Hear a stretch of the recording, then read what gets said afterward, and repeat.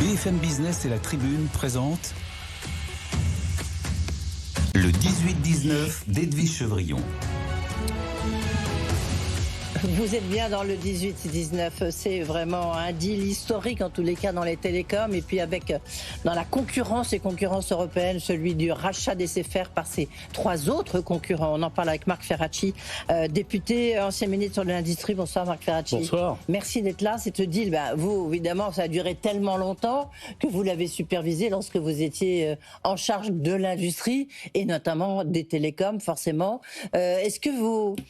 Est-ce que c'est une bonne chose ou pas ?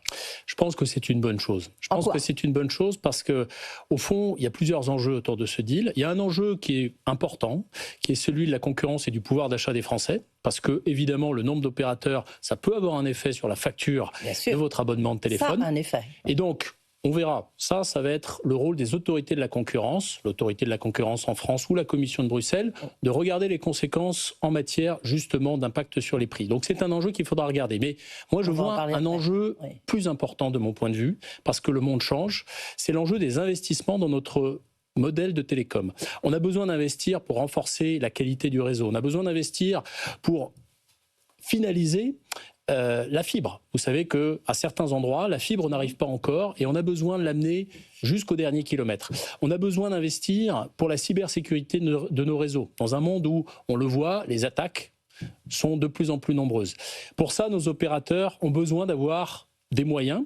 Et d'ailleurs, le rapport de Mario Draghi sur la compétitivité européenne, il y a déjà 2 ans, déjà enterré depuis 2 ans. Oui, mais justement, il n'est pas si enterré que ça, si vous regardez, puisqu'il défendait le principe d'une consolidation dans le secteur des télécoms, justement pour favoriser ces investissements qui sont nécessaires à notre compétitivité.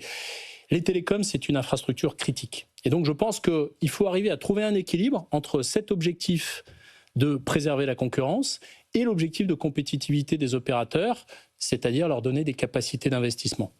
En même temps, c'est une entreprise qui va disparaître. On en parlera tout à l'heure avec le délégué syndical CFDT de SFR, parce qu'elle est amenée à être découpée. Est-ce que c'est un aveu d'échec ? Non, c'est pas un aveu d'échec, c'est une dynamique assez normale dans un système d'économie de marché, d'économie capitaliste. Il y a des phénomènes de consolidation, il y a des phénomènes d'entrée de nouveaux acteurs sur un marché, c'est ce qui a été le cas il y a quelques années avec Free. Et puis, il y a des phénomènes qui obligent à restructurer l'organisation. Vous parlez effectivement de la disparition de SFR. Moi, je pense aux salariés de SFR, je pense que votre interlocuteur, évidemment, va beaucoup vous en parler. Ce qu'il faut savoir, c'est que dans ce deal, eh bien, les choses ne vont pas se faire de manière brutale.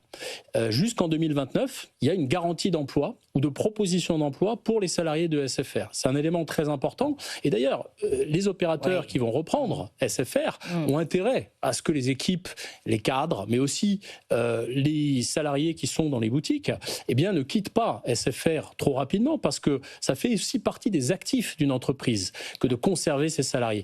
Donc je pense qu'on a besoin d'accompagner cette transition sociale de la meilleure des manières. Vous avez été ministre de l'Industrie, vous avez vu passer pas mal de dossiers.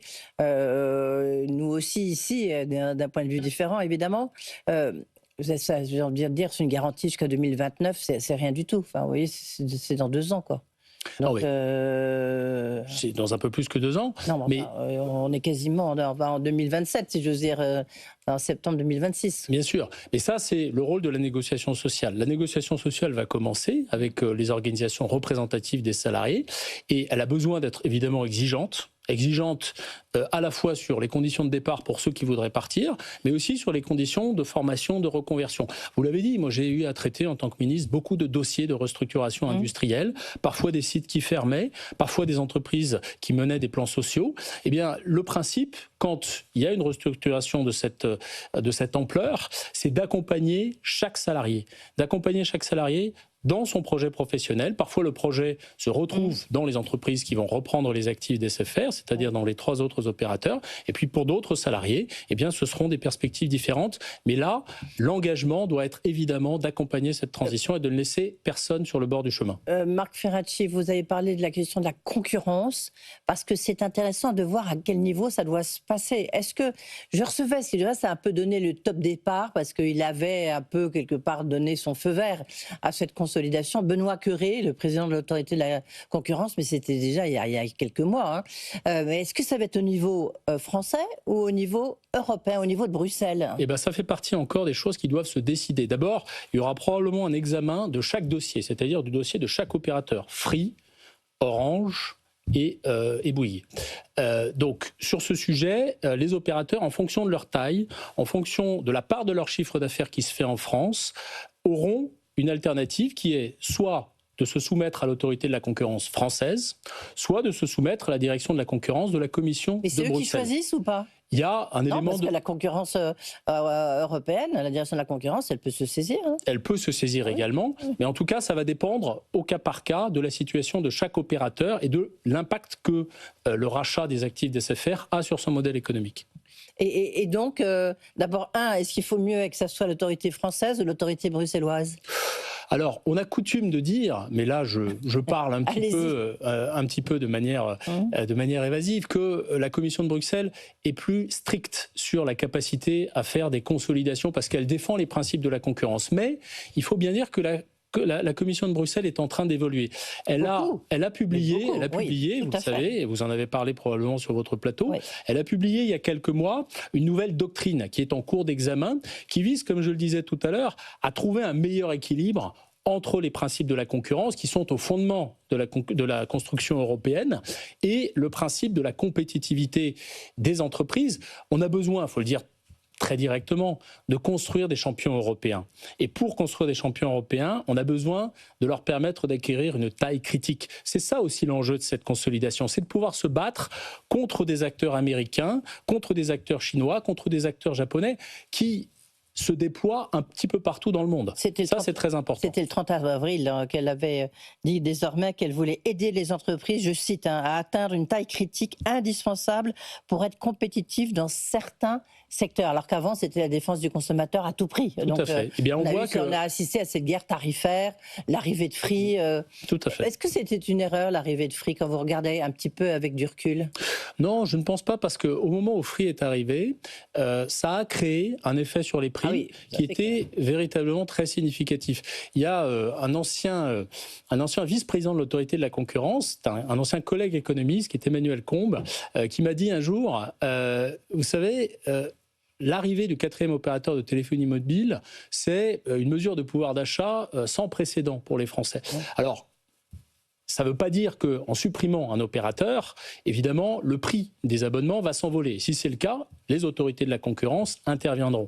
Mais il faut quand même se dire que la concurrence, par principe, elle permet effectivement d'avoir des effets sur les prix. Mais il faut arriver à trouver cet équilibre, parce que notre monde a changé. Ils ne sont plus que 3, donc bon. Notre monde a changé, mais il faut bien voir que dans d'autres pays, il y a très rarement 4 opérateurs.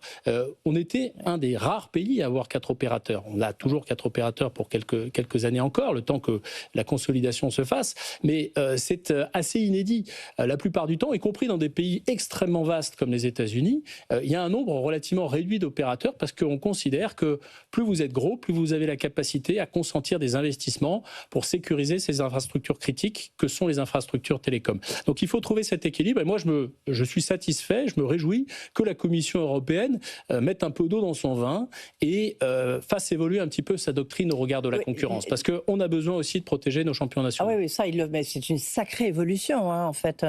Et intéressant de voir qu'aujourd'hui, il y a l'annonce aussi de consolidation hostile, cette fois-ci dans les banques en Italie.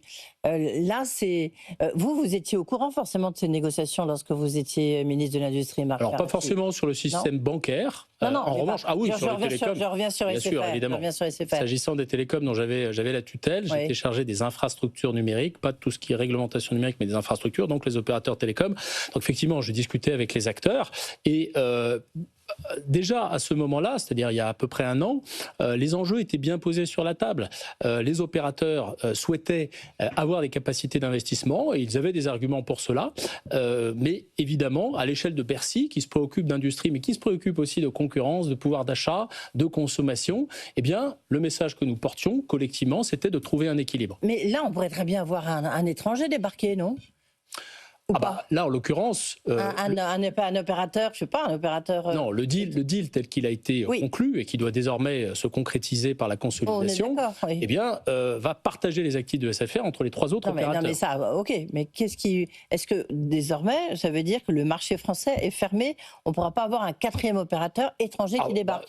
Un autre opérateur peut intervenir, mais il faut bien voir que les coûts d'investissement, eh bien, pour mailler tout le territoire avec vos infrastructures, extrêmement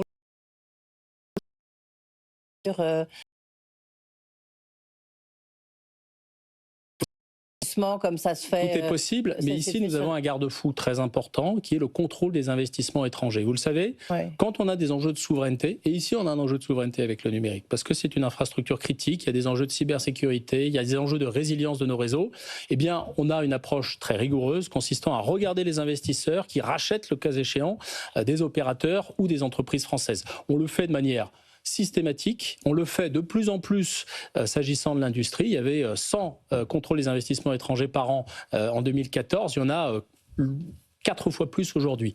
Et à chaque fois, eh bien, on regarde les impacts sur notre souveraineté. Pas toujours efficace, si l'on en croit Arnaud Montebourg, qui était votre prédécesseur.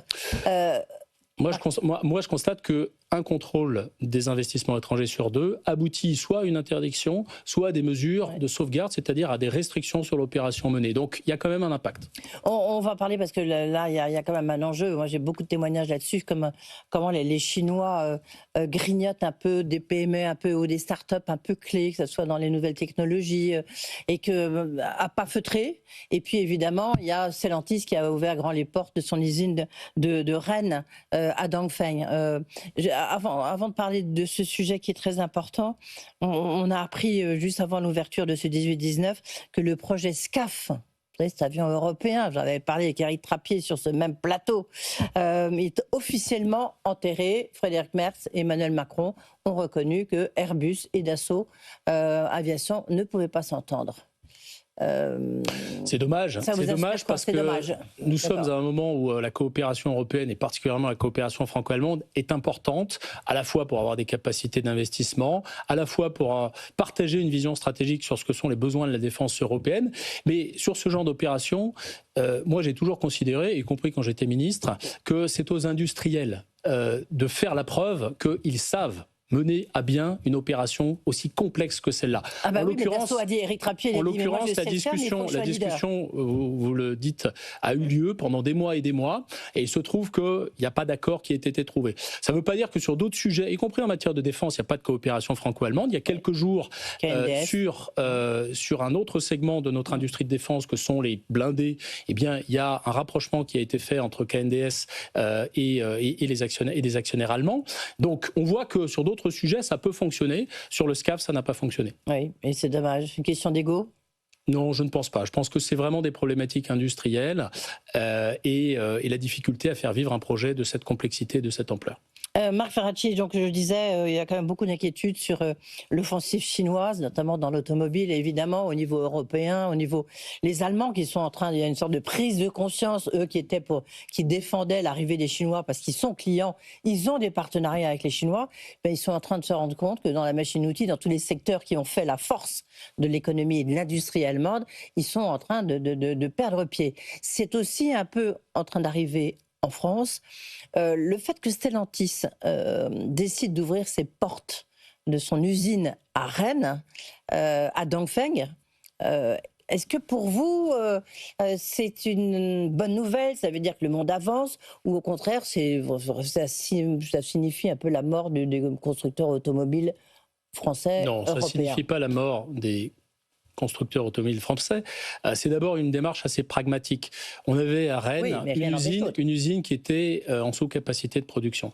L'accord va permettre d'augmenter très significativement, peut-être jusqu'à doubler la capacité de production. Et ça, je vous le dis, c'est la meilleure garantie de pérenniser l'usine, de pérenniser l'outil industriel et de pérenniser les emplois. C'est absolument nécessaire d'augmenter la capacité de production. Et les syndicats sur place le savent bien. J'ai été confronté à beaucoup de dossiers d'équipementiers automobiles, à beaucoup de dossiers automobiles dans lesquels les usines tournaient à 60-65% de leur capacité de production. Et là, ça pose un problème sur la pérennité du site. Donc le premier point, c'est cela. Ensuite, Comme ça, c'est une vision court terme. Bien sûr, c'est une vision court terme, et c'est pour ça qu'il faut aussi avoir une vision long terme. La vision long terme, c'est que quand un acteur chinois vient en France, soit pour participer à une co-entreprise avec Stellantis, comme c'est le cas de Dongfeng, soit pour racheter des actifs et des entreprises françaises, ça doit se faire à nos conditions. Et là, j'insiste. Ça veut dire quoi, nos conditions ? Quand on produit, je vous réponds. Oui. Quand on produit en France, on ne doit pas simplement avoir des usines d'assemblage. Un maximum de composants doivent être produits en France et en Europe. Et ça, c'est le principe de la préférence européenne que je défends, que je défendais et que je défends toujours. Ça veut dire quoi? Ça veut dire qu'une part de la valeur ajoutée... Qui est ouvert au Brésil... c'est pour ça, et je vais aller vous dire ce que je pense de ce qui est en train de se nouer. Mais le principe de la préférence européenne, c'est de dire qu'il y a une certaine proportion de la valeur ajoutée qui doit être produite en Europe. Et donc, même si on faisait venir tous les composants et qu'on les assemblait à Rennes ou ailleurs, eh bien, on ne bénéficierait pas de la préférence européenne. 70% de la valeur ajoutée d'une voiture doit être du contenu local. Ça, c'est le premier point. Et effectivement, je vous rejoins, ce qui est en train d'être discuté au niveau européen, c'est une définition de la préférence européenne qui ne me satisfait pas. Qui ne me satisfait pas, qui ne devrait satisfaire personne, parce qu'on ouvre la préférence européenne qui permet de bénéficier de la commande publique, des aides publiques, à des acteurs qui ne sont pas dans l'Union européenne en l'état actuel de la négociation du texte. Donc moi, je demande qu'on ait une approche restrictive de la préférence européenne et de bon sens, c'est-à-dire qui consiste à réserver la préférence européenne aux acteurs strictement européens. Mais comment vous expliquez que ça ne soit pas du tout le cas? Alors, parce qu'il y a aujourd'hui un texte qui est en discussion, et ça n'est pas encore terminé, et donc il y a des rapports de force, d'influence entre la Commission européenne, entre certains acteurs, entre certains pays. Parce que vous connaissez bien tout ça. Des pays dont les chaînes de valeur sont déjà très délocalisées. Oui, les Allemands, par exemple, ont un intérêt à ce que la préférence européenne s'applique de manière très large. S'ils ont des usines ailleurs qu'en Europe, eh bien, ils veulent pouvoir faire bénéficier leurs usines de la préférence européenne. Voilà, au fond, la divergence qui a pu exister en France, et mon successeur Sébastien Martin a évidemment repris ce flambeau et il défend la préférence européenne dans une approche stricte.